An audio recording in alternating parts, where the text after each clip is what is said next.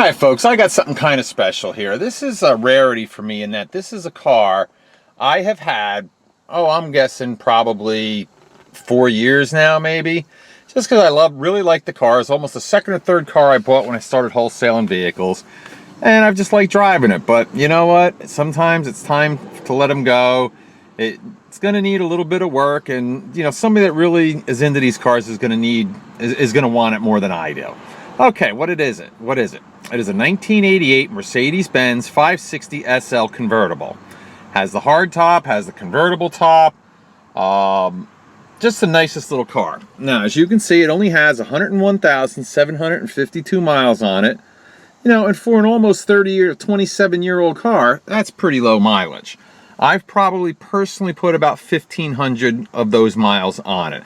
Haven't driven it a lot, nowhere near what it deserves to be driven, which again is another reason why I should probably get rid of it. Let me start her up for you.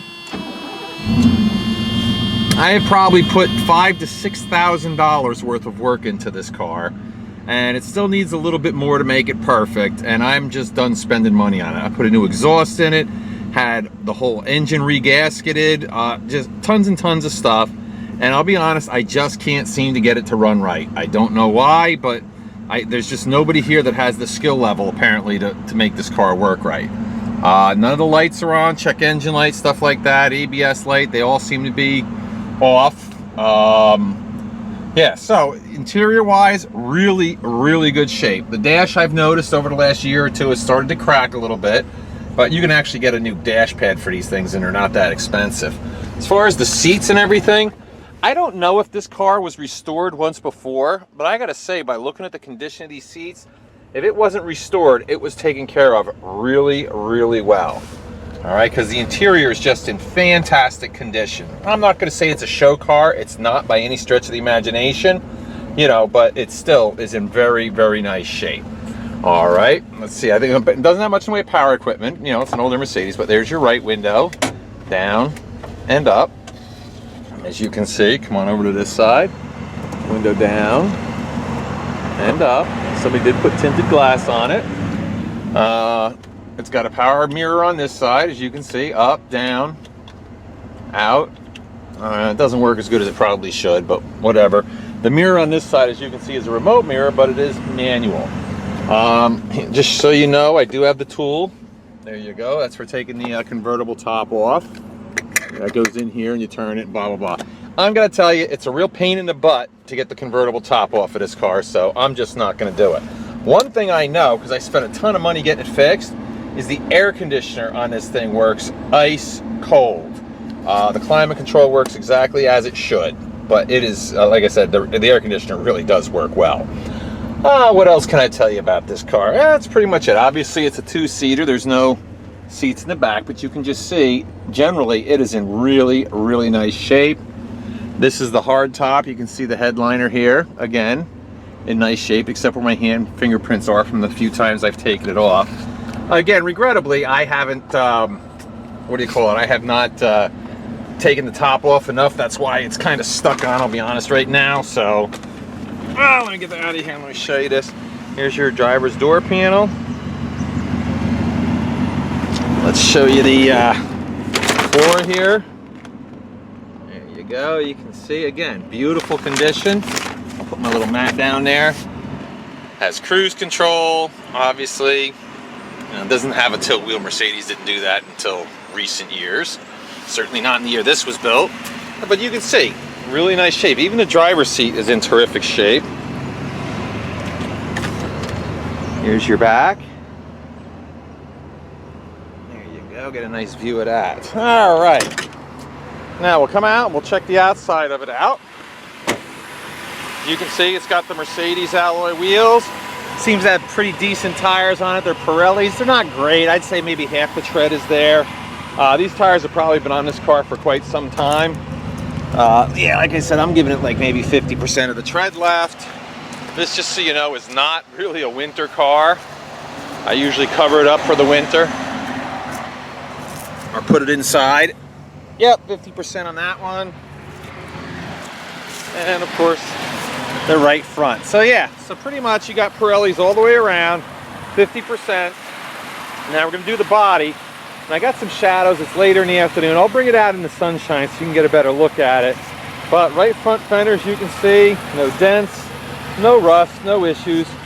Right front door, pretty much the same thing. Let's open her up. You can see inside. Here's your driver or passenger compartment. These, the piece that's missing off of here, I do have. It's in the trunk. I'll show that to you in a minute. There's your door jamb. Now we'll do your door frame. This is almost a rust-free vehicle, as you can see. You know, down low, the important spots, you can see there's no rust. There is a little bit of a spot right there that needs a little bit of work, a little touch-up. Coming around. Here's the rear of the car.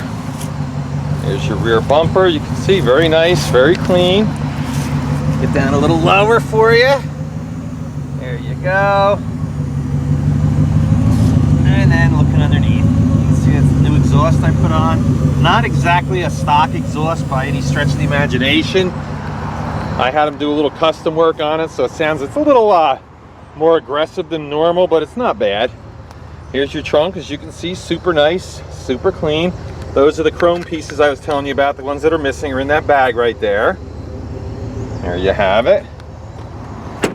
All right, now coming along. Now there is a tiny little bit of pitting on the chrome there. You can see on the deck lid especially, I don't know why, you can see that the clear coat is starting to come off. Like I said, this car, the paint is thin on this car, so I don't know if it's the original paint. I don't know a lot of the history of this car, so please don't ask me. I really don't know much about it. I do know that if you're into restoring cars and you want to make a ton of money, this will be a perfect car for you. I just don't have the ability to do it, or I do it myself. And as you can see, the hard top is in beautiful condition. Now, a word about the soft top. It's got a brown soft top, which I never understood that color combination, a black interior and a brown top and a red exterior. You will need to put a new top on it. It's usable. You can drive it with the soft top up, but it does have, if you know anything about Mercedes, and this year Mercedes, there's right along in here where the bows come over, there are two slits, one there and one on that side. So again, you're going to have to definitely get that taken care of if you want to. It's all a matter of what you want the car to be. I'm going to be selling it really cheap, so if you want it just to drive it, well, here you go. If you want it so you can restore it back to perfect condition, it's a great place to start. Oh, here, let's go around this side and show you the in this door. There's your door jamb.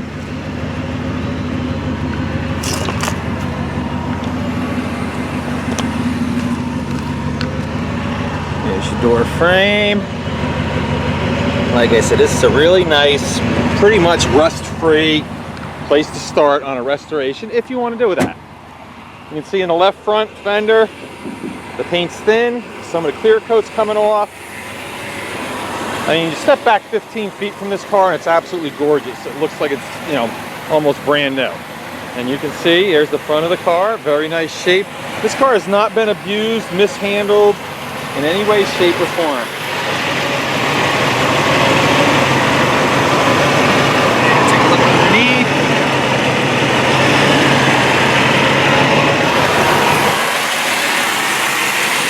Of course, it's got a Mercedes Benz engine, which if you hear this thing at full song, it sounds fantastic.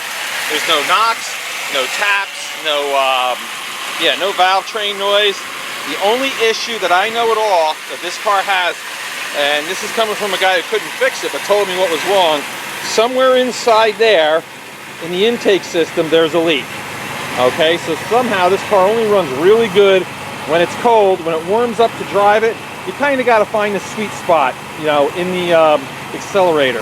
You can drive it, but I would definitely say that would need to be fixed before, you know, you take it on any long road trips. All right, close the hood up.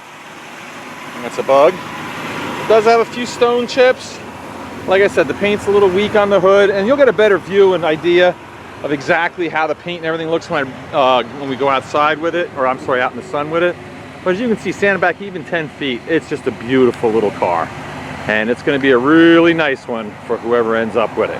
All right, but let's take it for a ride now to see how she runs. All right, we're gonna take it for a ride now, and one of the things I always like to do is start the cars cold and warm. I'm gonna do that right now. This car has been sitting idling, warming up. So this is the worst it's ever gonna run while I'm doing this video is right now. Obviously I could have done this when it was nice and cold and the car would run fantastic, but then that would be cheating. So I just don't wanna do that. So here we go, we're gonna take it for a ride. It's a 4-speed automatic overdrive transmission. I picked the absolute worst time of day to do this at rush hour, of course. We'll take her out for a little spin here.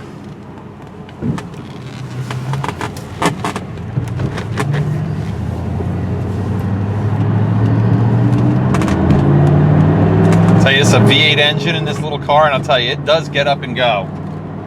I have to say that.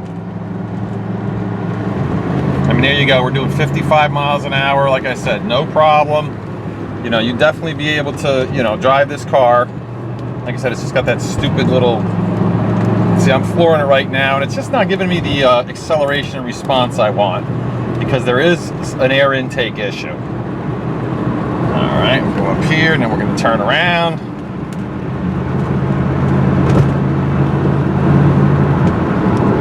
But this actually is a really nice riding car too. I have put some mileage on this thing.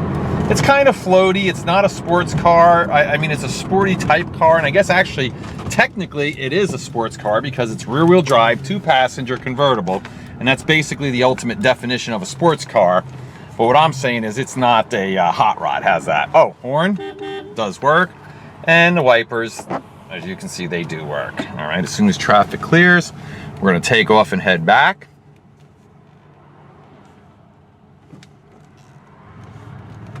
And here we go.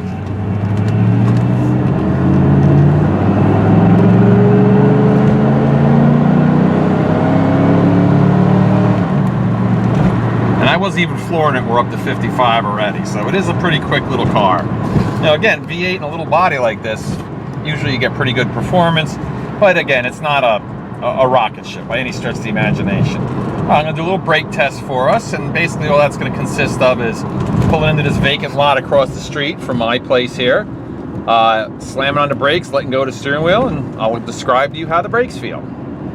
Just keep your eyes on the steering wheel that, you can see whether it swings wildly to the right or left or what have you, but as far as I know, the brakes are pretty good. I'll pull the camera back so you can get a little better view.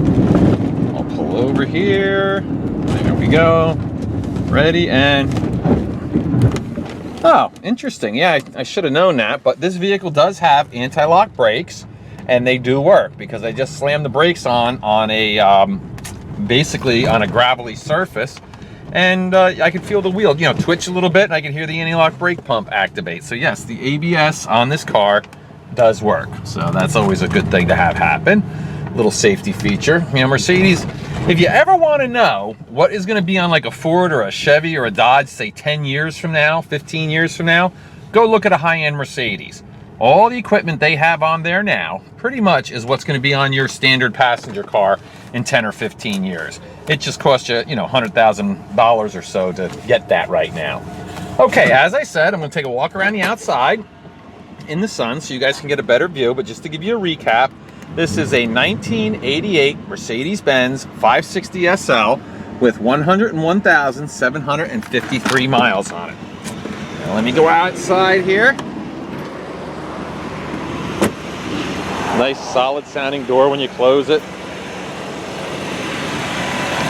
Like I said, this is just a pretty little car. And even with, some faded paint and some clear coat coming off and, tiny little issues like that, it is in beautiful condition. But I think the best part of this entire car is going to be what I'm willing to sell it for. Even though, like I said, I probably have $12,000, $13,000 in this car, I'll probably be selling it for half of that. And the only reason why is because I need to get rid of it, and it's my fault for sinking all that stupid money in it. Well, there you have it. This is a special car to me, and I really hope this baby goes to a good home, to somebody that'll really appreciate a fine automobile like this. Thank you.